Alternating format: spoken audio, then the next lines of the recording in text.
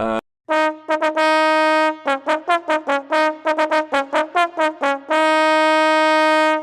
GAK's Gear of the Year! Hello and welcome to part 3 of GAK's Gear of the Year. I am your host Mark Packham, who is with me. Hello, my name's Jay. I'm the assistant manager here in the guitar store. Hello, my name's Matt and I'm the manager. And I'm Joe and I'm here for all your bass-related queries. Now, if you're just joining us, worth noting that do go back and listen to Monday and Tuesday's podcast from this week. Stop right now. Stop listening. You'll get the You've gone too far. Spoilers. Spoiler alert! We're about to spoil those two podcasts, so make sure you listen to those first before you listen to this. Today we're debating our pedals and other things that are guitar related to find out, which two are going to be joining the Squier Vintage Modified Bass 6, the Martin Ed Sheeran, the Orange Crush Pro, and the Laney IRT Studio in our Gear of the Year rundown on Friday. Why have we called it pedals and other? They're all pedals. No, there's other. Well, there's one other. There's two others. There's at least two others. Oh yeah, I can see the second other. No, there's three others. All right, I should have read this through. Joe Branton, worst one. Who wants to kick off? Jay Cross, what's your first bit? I don't want to peak too early. I realise I said this last time, but I don't really want to peak too early, but I'm going to. And I'm going to talk about the best pedal that was released this year. Okay. The Bigfoot Engineering Thunderpup Overdrive. Bit of a favourite. Yeah. It's a very, very good pedal. Yeah. So Bigfoot is a company that we've spoken about a lot over the last 6 months or whatever. They're all handmade by one fella in Faygate, which is just outside Horsham. Wow, I didn't realise it was. I thought it was Horsham Central. No. I thought Horsham and other. No, yeah, no. It's they're hand built in Faygate by one fella, and it all he's been making pedals for a while. But the Thunderpup was the first sort of overdrive, and it's just wicked. It's very loud. We talked about this before. It's like all these pedals are loud. Yeah. Really, the nice high thing is, output. it's with this, it's like because it's got big amp and little amp on it, and one's like a big Marshall stack, and then one's like a little Vox. And it's just. I think that's a bit confusing, that control, because for me that would suggest okay, what amp are you going into? You're going into a stack, big or amp you're going into a little amp. Yeah. Switch between the two, but actually it doesn't do that, does it? No, it's almost kind of like modelling. Yeah. Not quite. No, not modelling, but it's in a really primitive sense, I suppose. In a way, it is. I thought the little amp was closer to a fuzz as well. It's got that sort of be in a box. Because I think we were like, yeah, it's a wicked overdrive, and I think Reese is a bit like, wait, not technically an overdrive, because it's like modelling two different amps, but it's not really modelling in the digital sense. No, it's a pedal that sounds like two amps. Yeah. Two different amps. It's just great. I mean, they come in die-cast, proper metal chassis, hand stamped on the back, so you know what number you've got. I think he's up to 15 or something. What number did you have of the not that one. King Fuzz? One. Two. You had number two. You had number two. Yeah. You had number two. Yeah. Number 2, the King Fuzz. But I think it's one of those ones. If you get sub 100 in 20 years' time, you'll still be laughing. Brilliant. Yeah, so it's just wicked. It's just, if you want if you've there's nothing wrong with buying a DS1. As we've said time and time again, there's nothing wrong with buying a DS1. But if you want something else, something more, something perhaps a little bit more boutique. I think it's so difficult to look past. Yeah, I think they're one of the hottest boutique companies to go for. Where did they get? They got a really spanking review in Guitarist. I was going to say that's the other thing. It's worth us mentioning them simply because everyone else is they're in Guitarist at the moment. I noticed there's loads of video reviews there, and people just seem to be kind of loving the stuff that Reese is doing. Rich Robinson from the Black Crows is using one for his slide guitar rig. Yeah. So it's very very impressive little pedal. The Bigfoot Thunderpup is absolutely wicked. Joe Branton, hit me with some pedal or other love. Okay, all right. I'm going to start you with an other. I'll throw in a curve. I was going to start with the pedal, but no, I'm going to start you with the other. I'm going to talk about something which is, and I've said this throughout my other ones on the other podcasts as well. We're looking for stuff that's kind of revolutionised 2013 and has been a real game changer, which is why I've got the Pedal Train Volto, which is a power supply. A power supply, you say? Not normally the most exciting bit of kit in your rig, is it? Exactly. I don't know. Well, yeah. I mean, come on. Well, here's the difference. This one is a lithium-ion battery-powered power supply, which means you charge it up like a phone and then use it on your boards to daisy chain power supply all your pedals on the go. So you now don't have to worry about plugging in at the start of a gig. And a lithium-ion battery's got an awful lot of juice, so it's not like they're going to run out halfway through like with double A's in an ME50 or with 9 volts or anything. Yeah. And you can charge them up anywhere with kind of their main. It's like a power USB supply. charger, isn't it? Yeah. Is it? It's cool because I've seen a few like rig rundowns with like big man players, and they're like, I run everything off batteries. It's easier for the tech. You don't have to worry about power supply and venue. But the thing is, if you leave everything plugged in before the show, you might get there and one might be half dead. Fuzzes sometimes, they vary in how much battery power they need. So something like that's really cool. You're generally not getting the best performance out of your pedal, are you, if you're using a battery? Because or if you're just using like a standard 9 volt, because most pedals are 9 volt. They need a 9 volt battery, but if you measure a lot of them, they're never normally a full 9 volt. Exactly. Yeah. Anyway. So the Volto's good, and the way that I've seen it used is I've kind of seen it taped to the underside of pedal boards, exactly. things like that. I mean, you can actually there's a really convenient spot on any of the pedal train. Well, they've made it to fit under one of those boards, haven't they? So I mean, ideally, buy the mounting adapters that you then screw into the bottom of the pedal train boards, and then they sit under there. So the idea is you just have one on your board all the time, because you can use it like a distribution box as well, can't you? You can use it as a normal PSU. So you just have that plugged in, and then you can daisy chain off that. Yeah. But then, obviously, if that power comes out of the wall, or if you need to go and do a gig outside or busk or somewhere where there's no power. I mean, for me, it was just the busking element of it. So many people come in and go, for example, some looper pedals, like they want to use a big, like RC300 or something like that, for example, and they can't because it doesn't run on batteries, and people are dragging around massive generators. It's just impractical. I mean, that's definitely the thing for me. That's what I think it's going to be most useful for. I mean, we sell a busking amp pretty much every day, and we sell a Boss RC30 pretty much every day, and you can't really use the RC30 when you're busking because the batteries don't last long enough. You'll get maybe an hour. Yeah, maybe it'll cost you more money in batteries than you would make. Busking, absolutely. And you'll get maybe an hour using an RC30 with batteries. Yeah. And it's always been sort of a source, like a point of contention as to like the that's primarily what it's there for. This is just a great solution. Absolutely. Well, yeah, exactly. It's just revolutionised, where people can use their full setup, and that happened this year. I think that's pretty cool. Now, Matt Knight, Joe Branton's last bit of kit is fairly revolutionary in 2013. I think you've got something that's taken a product that we already love and sort of made it a bit better. Yeah, well, as I've said time and time again, pedalboard real estate is very important these days. And, we all loved the Hall of Fame when it came out, great reverb. How could they make it better? By making it really small. And, this year has seen just pedals shrink. I think, everyone's going, no, mini pedals. Almost to the point where it's ridiculous. You look at the Hotone pedals and you just think that... I love that name stuck, by the way. Hotone, that's what they're called. They're like the size of a Lego man. Yeah. It's crazy. I mean, Moore kind of went, what we'll do is we'll just kind of... I can't believe Moore are upping their game as well.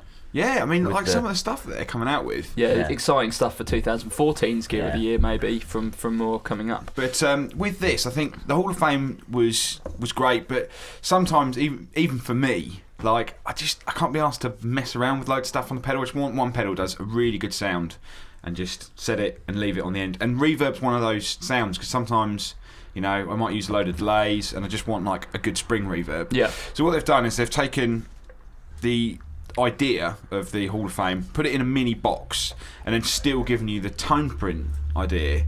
So you can still send any sound to the pedal, any reverb sound through the tone print app. And then you've just got an amount control, or like a level control, basically. So, for spring, it's just volume.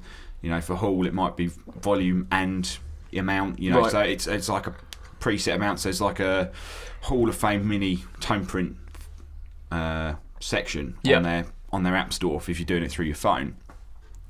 And it'll just beam it, and it'll send like a preset. Like, imagine turning all 4 knobs at once. It sort of does that, but all on one. Right. Okay. I guess we should maybe like backtrack slightly. You mentioned the tone print stuff. You know, this isn't stuff that everybody knows. No, well, this obviously the tone print isn't new to this year. No. But when they did it, I think was it last year? Was it Yeah, the year before? last year. I think the pedals came out probably the year before, and they had like some. I think you could do it via USB when they first came out, but they hadn't done the phone stuff yet. So yeah, basically, you've either got USB or you can do it for your phone. So I'll talk about the USB first. So the concept behind tone print was artist-created sounds that you couldn't physically replicate on the pedal itself. So they could go in and they could not only change, you know, what one control did for, you know, depth on a chorus, it would also change the waveform. They could change, you know, what the kind of how much travel there was in each pedal, you know, in each knob. And then you could plug it into USB, and then you could download those artist presets and put them on your phone, on your pedal, along with all the other standard sounds that are on there. Yeah. And then they've done it on your phone, so it literally beams through your pickup into the pedal. The phone stuff is the stuff that I think, you know, that alone, you know, we had to put a TC pedal on this list. Yeah. And the Hall of Fame came out this year, so even though Hall of Fame it's Mini. obviously not new to this year in terms of the tone print, I think the Hall of Fame for me, the mini one, is just awesome because the reverbs were so good anyway. You know, putting them in that tiny box just means that you can get one, doesn't take up much space, you can put it at the end, you can fill it with like a weird, wonderful sort of reverb sound, or you could just have a spring. So if you're going into like a totally dry amp like a 57 Deluxe or like a Fender Bassman or something like that, and you can just it is such an essential effect that it's nice to have it in a smaller box. Well, sometimes you don't want a reverb that's got tons on it. You might want something that's just got one on it. So I think for me, and it's, you know, Diddy, and it says Hoff. It says Hoff on it. Gotta love the Hoff. And, you know, things that are small, good. Okay. that's my nice on it. That's how you get through life. Yeah. I'm going to talk about something else which has shrunk this year. Guitar wireless systems, and specifically the Shure GLX 16D or GLX D16. Yeah, GLX D16. The reason that I picked this, and to be honest, Shure, I could have picked a few bits from Shure's range, actually, but I mean, because this is a guitar-focused podcast, this is the one that's most applicable. What Shure have done this year with their digital wireless stuff is just make a system that's much more robust, I think, than wireless systems have been in the past. I don't know if you guys have any of you owned a wireless system before? I have used one, but I've never kind of... I don't know, for me personally, I don't think I've ever kind of been in a situation... I've liked to be in a situation where I need a wireless system. Yeah, I've never used one. So I had one for a little while, and to be honest, it just didn't work. Like, from the moment that I got it, it was cool. You know, it was cool because I could be like, oh, I'm over this side of the stage doing this, I'm over there, whatever. But then it just like would cut out, and then eventually bits of it just like fell apart, and it was just a nightmare from start to finish. Taxi signals started coming through. No Spinal Tap-esque moments. But it was just a bit of a nightmare, really. And what Shure have done with this product, with the GLX D16, is they've built the receiver into a guitar tuner, like a floor tuner, that's like really sturdy. And the actual unit itself that goes into the guitar is really sturdy, you know, like the belt pack. So yeah, I just think they're making things smaller, making them more robust, and the fact that it's really guitar focused, I think is something that companies haven't really done before. The fact that it kind of sits on your pedal board like a pedal is just genius. So much better thought out. You know, your pedal board's always going to, because you normally would run a lead from the end of your pedal board into the amp. Yeah. Normally, so it's just between your guitar and your pedal board, and just to have it on there, so you can just have extra battery packs, or you just swap them over on guitars, and then you've just got the pedal on there to mute it. Exactly. And then you can just change over. It's brilliant. I mean, it's just that, isn't it? It's the fact that it's on that it's on your tuner where you'd have your mute as well, so that's well thought out. But also, I kind of think that a wireless pack is the sort of thing that only certain musicians would go for, and certainly it's the sort of thing that's only bought at a higher level of performance. That's one thing to mention. That they're not cheap. They're 386 quid. Yeah. But still, I think you've got to minus off the money that you'd spend on a tuner on that. Yeah. So actually, they're sort of sub 300 quid. Yeah, and the tuner itself is really good. Worth mentioning, they do a clever thing. I was sitting down with the guys from Shaw talking about these, because I think a lot of the time the problem with wireless systems for us in terms of selling them is that they're really complicated. Usually, you know, when you're looking at the analog stuff, you had to think about the frequencies everyone else had in the band, and if you had two transmitters, and what were you going to do with it. With this, it's just like, you just get this box, you get this, it works out like they talk to each other, basically. Really simple, you just plug it in. And then it's also constantly scanning, so it's finding the best frequency in the background. So that it never drops out, because it's always looking for a solid connection all the time. I suppose it's worth mentioning, like, really this year, although it's maybe not necessarily thing new for this year, is that everything's kind of really gone digital now. On terms of the wireless. Yeah. Yeah. You know, I think it's been going for a while, and they've kind of gone, right, well, we're going to just do it better than any other digital wireless system. Yeah, and, you know, like I was saying, it's not a cheap unit, but the quality is there, and because it's doing things like the scanning in the background, I just think it's a quality bit of kit, and is the solution for a guitar wireless. I just don't see why you'd go for anything else. Really. It's you say it's expensive, but it's not expensive in comparison to other wireless systems. No, absolutely not. And the fact that there is a tuner in there as well, I mean, I think it's absolutely brilliant. It's a great idea. And I think the fact that it sits on a, you know, as a pedal just means easier setup. You know, Yeah, 100%. You put your pedal board down and you just plug your guitar in. And it's I was just thinking about the one I had. It's just making me wince. I had it in like a. Yeah, I had it in a rack. Yeah. And the receivers were always so massive that even though like half the idea of getting a wireless system was so you could send your guitar, you couldn't actually do that because the receiver... The transmitter, you mean? Transmitter, sorry, yeah. Yeah, again, the one that I had was just really bulky, and it was like it just broke, and it had gaff around it, and like I had it in this massive rack flight case just with the head and a tuner, and you just think, this Shaw one is about the same money as the one that I had. And it's just such a better solution for doing guitar wireless, because it's, you know, it's on your board and you've got the tuner and everything's small and tidy, you know. J Cross, hit us with another bit of pedals and other gear. Okay, the other thing that I'm going for is, I guess... I love this one. Yeah. I love this one. I wish I had this one. It's... Okay, so this is the Ibanez ES2 Echo Shifter. We've spoken about it a bit before. We have, but not yeah. enough. I don't think we've spoken about this pedal enough. No, and do you know what? I couldn't find when this actually came out.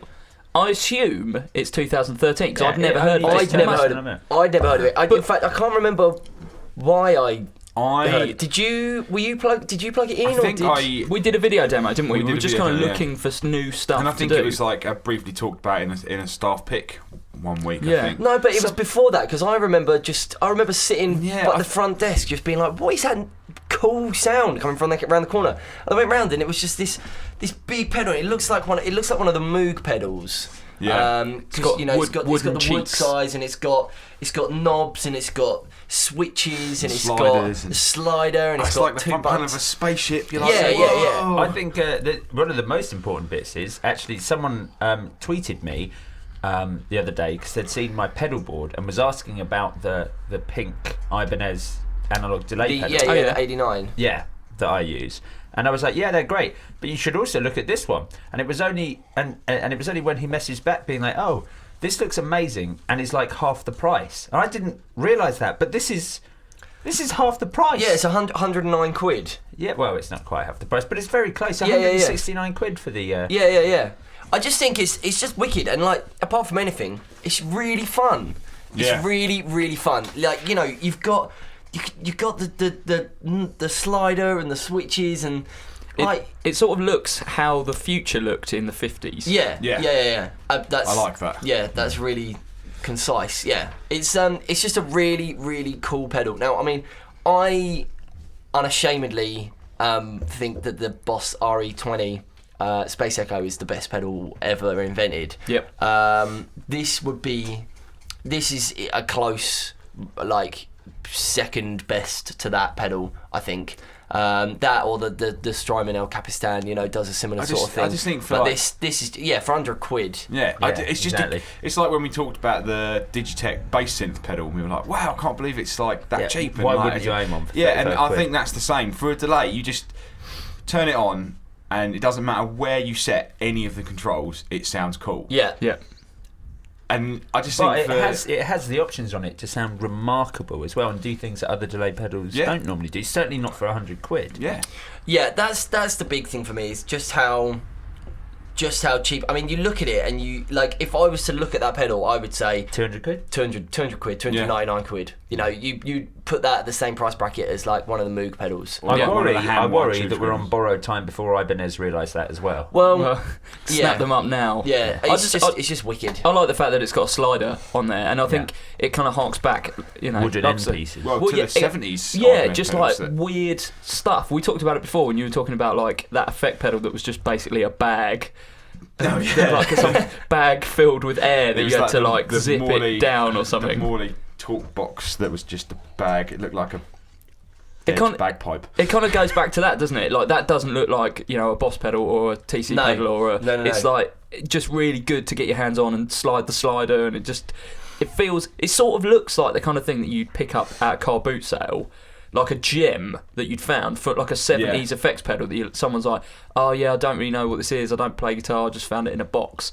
It kind of looks like that, but in a really good way. It's just really fun. Like it's a really cool piece of kit, and I just think it's I mean, if we're talking about things that are sort of revolutionised, 2013. Yeah, absolutely. I think that the ES2 is perhaps not revolutionised in a sense, but it's bringing that sort of analog digital mashup market to like a sort of affordable level. What's the second foot switch button on there? Tap. Oh, it's a tap. So again, a lot of people say that they want a kind of retro sounding delay with a tap. That's a really good option. People go to the carbon copy or things like that, and they just kind of go, "Oh yeah, but I wish it had a tap on there." And this is again another option. With one final note on it, one of the cool things I like about it is I really like how sort of mad and out of control the RE20 gets, but for a day-to-day purpose it can be quite impractical. This has actually got an oscillation switch on it which you can turn off, so it won't never feedback. It won't end up into that sort of like that sound of hell, the sound of madness. It's going to blow up. That Dante's Inferno, audialized. Yeah. That's not a word. No.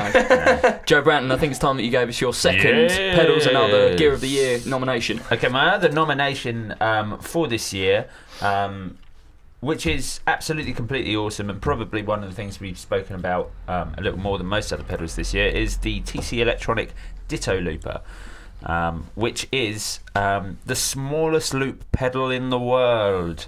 But yeah, basically the size of any of the Moore effects, and kind of talking about how real estate is important and how pedals have got smaller this year.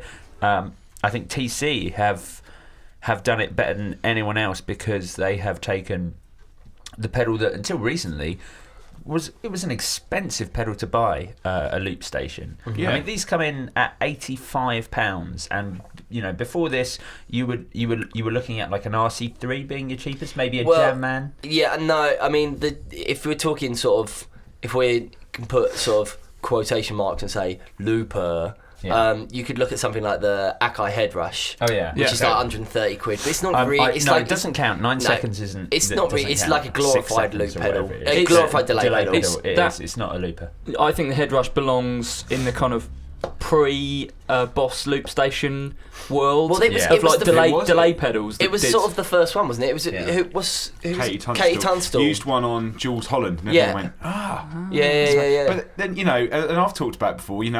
Robert Fripp used 2 tape machines. The thing is, it's not like a new. Well, that's what I'm saying, is that the Head like, Rush belongs to that kind of like, okay, this is a delay pedal, but it's got looping in there. Like I think because like DD3s and stuff, DD7s have got some looping. And DD6 had 20 second. It had like, they called it hold mode. Yeah, exactly. You could loop for like 20 seconds. This is what I mean. So I think the loopers really start off when Boss bring out the loop station. Yeah, the RC3. Yeah. The RC2 was the first one. Yeah. Well, the Ditto has 5 minutes of loop time on it, which is, surplus to anyone's requirements, really. But it's really simple. Basically, in order to make it small, they've made a really simplified version of the looper. So you have one rotary control on there and one foot switch. And that foot switch can start looping, add looping, and double tap can stop your loop. And then the one rotary control is there for the volume of the loop. Yeah. You can also undo and redo. Oh yes, of course. Yeah, by holding it down. Yeah, sorry, I forgot that. Yeah, I've got one on my pedal board for bass. But Yeah. Yes, Joe. Of course I do. Yes. God. Bass looping. No, but here's what I do. The RC3, one of the things that Boss market the RC3 as is being a great learning tool, so that you can play and loop stuff up as you go. The Ditto looper you can do that as well with, so I can do that at home and kind of layer up layers of bass. Yeah. But why would you do that? Unless you're doing that. Have you seen that video? Yes. Probably my me favourite video on YouTube at the moment is the guy who has recorded every single part of "You Can Call Me Al" by Paul Simon, including drums, including the vocals and everything, and it's simply perfect. Incredible. Bear in mind the bass solo in that song is reversed. Well, the ironic thing about this video is the worst part bit, is the bass solo. There's a really awkward cut halfway through where he obviously just gave up. And I've done it wrong. I did the drums perfectly, but the bass solo I cannot play. So, but yeah, sorry, I didn't. No, it's all right. No, but yeah, so I can loop stuff up at home and use it for that. But actually, on my pedal board live, I just have preset in there some weird like volume rolly sort of ambient sounds all layered up, so I can trigger it as just some sound in between a track whilst we tune up, sort of thing. And that's cool. Yeah, that's really cool. This is the thing that's confused me about the Ditto looper, because does it store sounds when you turn it off? Yes, it remembers whatever the last thing was you put on it. So that is one thing to remember. I mean, it's very quick to make ambient noise when it doesn't really matter what I'm doing. So I record that back onto it before I play a show. Right. But whenever I, take it home to use it for layering stuff up, I do have to delete whatever was on there. Right. So that is the limit, and that is why this is £85 instead of the £175 you're paying for an RC3. Yeah. You don't have multiple. But I think even that, I think that's. Even at that price, that feature is kind of a winner, really. Because I thought when they first came out, it was like, right, you just get your one shot, you do your loop, and then you unplug it and see you later, it deletes it. But actually, I was speaking to a customer who was asking if it did that, and we looked into it, and it stores. It does. It stores exactly, and that for me is probably the best thing is that I've always got.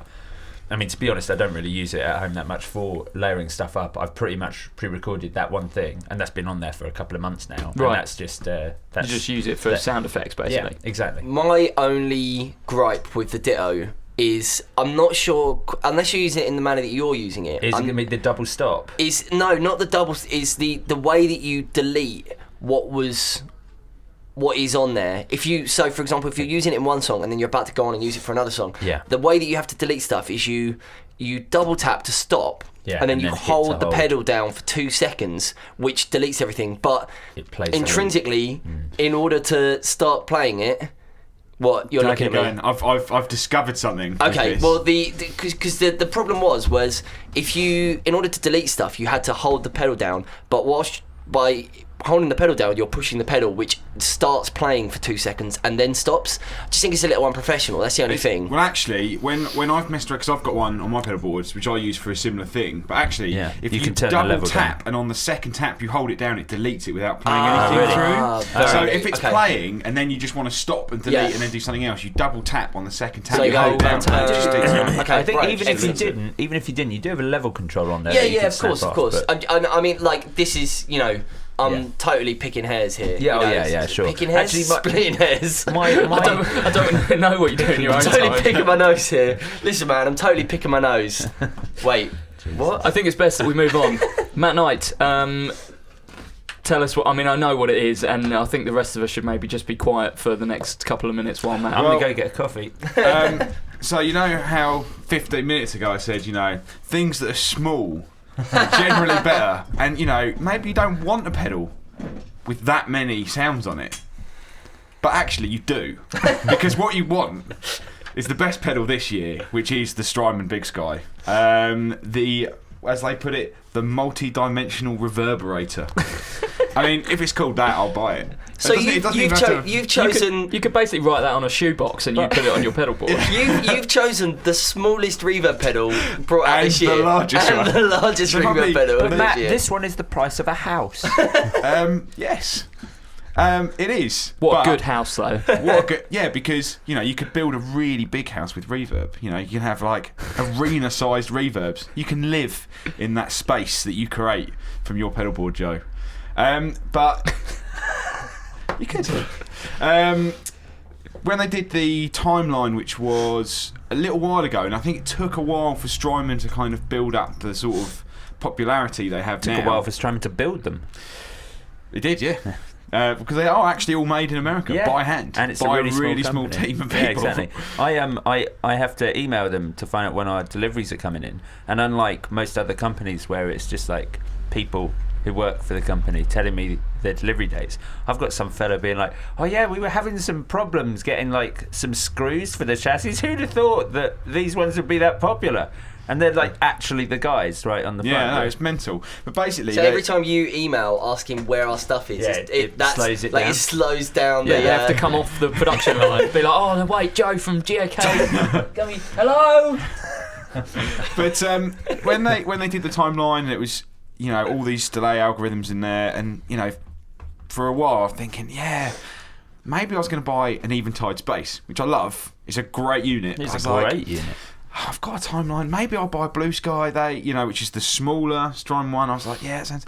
And then just one day I woke up and I was just like, just browsing YouTube. I was like, what's this? Strymon Big Sky. They literally didn't make a big deal of it. Apart from in America, their launch was, come to the local pub. We're putting on a gig. And then they just turned up and went, yeah, we've got this new pedal. And like 10 people were there or something. You know what I mean? It's like the new Beyonce album. They just dropped it without anyone knowing. Exactly. But this is better than Beyonce's got a new album? Yeah. They didn't promote featuring it. No, actually I don't know if it's but yeah, and it's just the most amazing sounding reverb it just ever. I have to admit, I mean, looking at it, the layout of something like the ES2, the Echo Shifter that we talked about earlier, appeals to me much more because it's got loads of controls on the front that you can tell exactly what they do. Well, actually, this is the funny thing about this, because so many pedals, like say something like the Eventide ones, for me they've always just been a bit annoying to program. I don't like menu-driven stuff. And that's the thing. This, unlike some of the other ones they've got, like the Mobius and the Timeline, everything, all the controls you really want are on the front. Right. How many presets are on there though? 300. And 300 reverb exactly. presets. But the thing is, I thought I've never used that many presets. To be honest, I probably never will. But you can actually shorten that down. You can actually just set it to. Or just delete some. Well, you can actually set the maximum amount of banks it goes through. So you can actually just set 5 banks, and it will just have 15 presets. But it's just the fact that you can go from like a massive ambient reverb with like crazy modulation to actually a really good plate sound, like a plate reverb sound. And because it's got cab simulation on it, you can plug straight into a desk. And so if your amp breaks, Joe, and you can go out of that, and it's got basically amp modelling in it, and you can go straight into a desk. So what you're saying is everyone needs one, just in case. Everyone needs one, and yeah, and because it's got stereo and out, you can run stuff in an effects loop in it. And how much are they? £429.95. Right. I think, we'll have to take that into consideration when we're doing our final picks, but I'm pretty sure Matt's going to choose that as to go on. I'm going to do one last one. The reason that I've saved this till last is because it's actually sat on the desk right in front of me. My pick for Gear of the Year 2013 is the Zoom H6 Handy Recorder. The reason that I've picked this is, firstly, it's revolutionised how we do the podcast. Before we were just using a 2-input unit, which meant I had to like split the signal, and it was just like loads of ridiculous wires. That's why Jay was a lot louder than me most of the time. Exactly. No, I'm just louder than you are, yeah, I suppose. Yeah, Mark was like, when we first started using it, Mark was like, this is excellent. Like, I can just turn you down. Yeah. And it doesn't matter. Like, it doesn't, like, yeah. Even still, I've got noise cancelling headphones on, and I can still hear you with the microphone down. So yeah, I mean that's the reason I picked it. We're using it. It's 4 XLR ins. It's the first handy recorder I can think of that will do 4 XLRs. It also does this cool thing where it's got like detachable units at the top. Yeah. And it comes with 2 different like inbuilt microphones. What would have been before, like the inbuilt mics. So on the H4, which was their previous unit, you had like a pair of microphones that crossed over, and on most handy recorders that's how it works. You normally get 2 XLR ins and then the 2 mics that are on the top. With this 4 XLR ins and this detachable thing at the top, so it comes with like an Omni mic and like a shotgun type mic. But you can also get an extension to add 2 more XLR in, so you can have up to 6 XLRs running into the unit. And is that on 6 different channels? 6 different channels. Really? It's got Wow. a colour screen built into it, which gives you a little mixer. That is the most convenient sized. Sort of for being that elaborate, for having so much on the it. other thing that I really like about it is that they sell a camera adapter. So if you go out and shoot with like a DSLR camera, you can mount this to the top, and it's kind of doing away with needing an extra, a sound man. When I occasionally go and do like freelance location shoot stuff with a DSLR, and you always have to take a sound man because it's pretty hard to just have the camera and have like your recorder on your belt checking the sound and doing stuff as well. They built this so it will just sit on top of a camera and all the controls are accessible. You could have 4 XLRs coming in from 4 different sources and have it on the camera and do your mixing and stuff while you're behind the camera. When I was talking to the guy from Zoom, when he was showing me that, he said he's had a lot of good feedback from bands who use it to record rehearsals. Yeah. Because you've got 4 XLR ins and you can put like a room mic on the end, so you can record everything, and then you can have the drums. You can have drums, or you can effectively. It's like some drummers have bought them to mic up their 4 mics for their kit to record drum tracks. That's why I mean, just for me, really for useful. all the things that I use a recorder for this podcast, for doing stuff, videos that we do here, going out and doing location bits and pieces as well, the H6 just works, and I think they've been really clever about thinking about what people are using, like portable audio recorders for, like you say, band rehearsals, location shoot stuff, podcasting. It also works as an interface as well, so you could use it just at home if you want to, just instead of buying a sound card. It just seems a bucket more sensible. How much is it hitting the shelf at? $329, Joe Branton, which is about the equivalent of any kind of competitor's 2-input. Or the more high-end 2-input ones. So I just think they're a great bit of kit, and for me, it's the most useful thing that I've bought or been using in 2013. The other thing about it, which I think is quite cool, Mark's toning me down. I'm turning you up. Oh, okay. The other thing that's quite cool about it is like Zoom aren't a very cool company. Like traditionally, people, if ever someone comes in and they say, "Oh, look, I want some sort of like mini." Like multi-effects unit, we say, "Oh, Zoom G3," and I go, I was thinking about maybe the boss. I don't really like the Zoom. Zoom, great. The stuff that they're doing at the moment is absolutely wicked. I think this is indicative of the fact that they're listening to what people want. Yeah, absolutely. And they're looking at other products as well. So before they just kind of did their multi-effects, but we talked a bit about the MS-70 CDR, which is their new kind of multi-effects, but it just does chorus delay and reverb, and I think they've looked at like Strymon products and gone, okay, well they do like almost like multi-effect reverbs, let's build something like that. And so it's for the player that wants something that maybe wants to go away from kind of digital distortions and things like that, but wants that flexibility for their modulations and their reverbs and stuff. Just a great little product, and this is really indicative, the H6, of kind of the resurgence of Zoom in 2013. I think they're going to be. I think 2014 will be a good year for Zoom if they carry on the way that they've been going. I think that there's going to be some cool stuff, and I think it will be. I think it's just exciting to see these companies who perhaps I've been resting on their laurels a little bit over the last few years, perhaps just going, oh yeah, well we sort of make stuff that other people make, but we make it a little bit cheaper. And this is absolutely not what this is. And same with, as you were saying about that, and also like, the G3 I think is a really cool little pedal. Yep. I just think that there's some cool stuff coming out from Zoom at the moment, and it's I think it'll be exciting to see what they do next year. Now, we talked a lot about pedals and other stuff, but unfortunately, only 2 can go through to our final Gear of the Year rundown on Friday.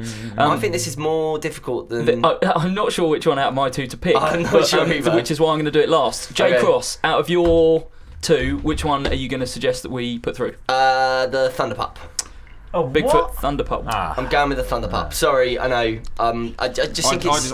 I agree. I think they're going to be the pedal to have. They're the up and coming company I think next this year. year. I do they'll be agree. the I ones just to have. really love that. I believe. Reese will Yeah, be, yeah, Reese will be absolutely. working his fingers to the bone trying to build them for all these people. Joe Branton, which of your 2 are you putting through? I'll put through the Ditto. Yes, I agree. I think of all the stuff that we've talked about, I think Ditto would, like of the stuff that you guys picked, Ditto would be the one that I would put through. Matt Knight, Do you need to ask? Strymon Big Sky. Yeah. And I'm going to put through the H6 because for all of the work that I do, I can't see why I would use another unit.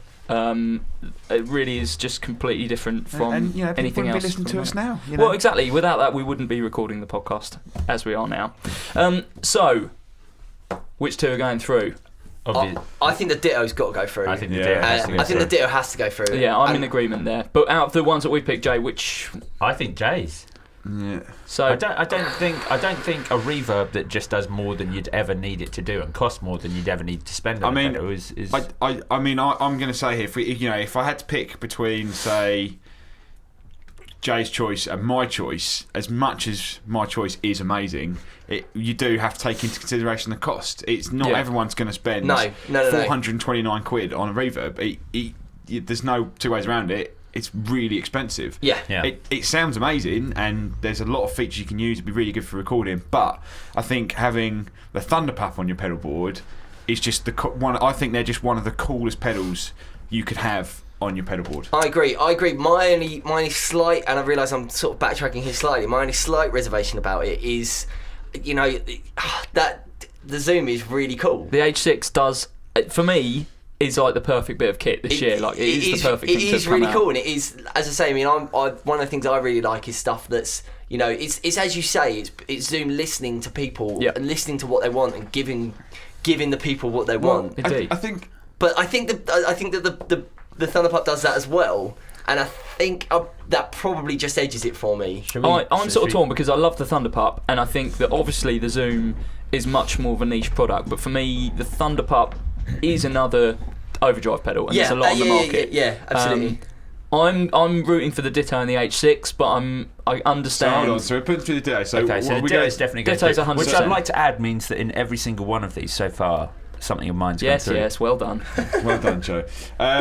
So, how are we going to do this? How are we Well, going we'll to just say, pick? well, H6 or Thunder Oh, Pup. but I am looking at the H6 and I'm going. Well, hurry up and say then. Do you know what? I'm going to say the H6. All right, I'm going to say trying Thunder Pup. Oh no. That means it's down here. Yeah, I'm saying H6 just because I just don't care about a recorder. Okay. Oh, this is really hard. I'm gonna go Thunder Pup. well then So it's a tie. Well, why don't Oh we? right. Oh god. You could only don't make the H6 why don't or we tie it. just, why don't we bend the rules? No, only 2 can go through. Do you get the casting vote here? I think I do. Are you the Gary Barlow? I'm the Simon Cowell of this podcast, as we know. Do you think Because Simon Cowell will join Take That? that doesn't no. I think because this is a guitar podcast, I'm gonna have to go Thunder Pup. Yeah. As much That I mean, was I'm happy my with that. I am that's happy kind with of that. what that I was did, my yeah. reasoning as well. Like I think the Zoom is really cool, and I think this is why it's a shame that like we can only go with 2 from this little genre. I mean, this is for me. This has been the hardest category because I think everything on there is really, really good. Yeah. And it all does very different stuff. And- the H6, brilliant for what it does, brilliant at the price point. But as this is a guitar podcast, let's put it through the Thunder Pup. And We're building up quite. And the Ditto. What we've put through so far, that's quite a good little rig there. Well- I mean, Friday's going to be the hardest day, isn't Yeah. it? It's going to be really difficult.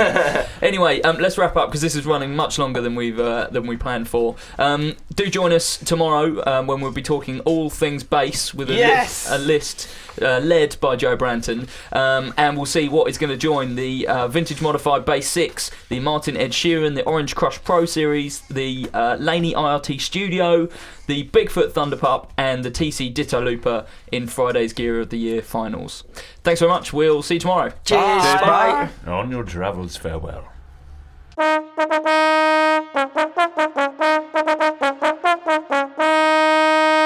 It's GAK's Gear of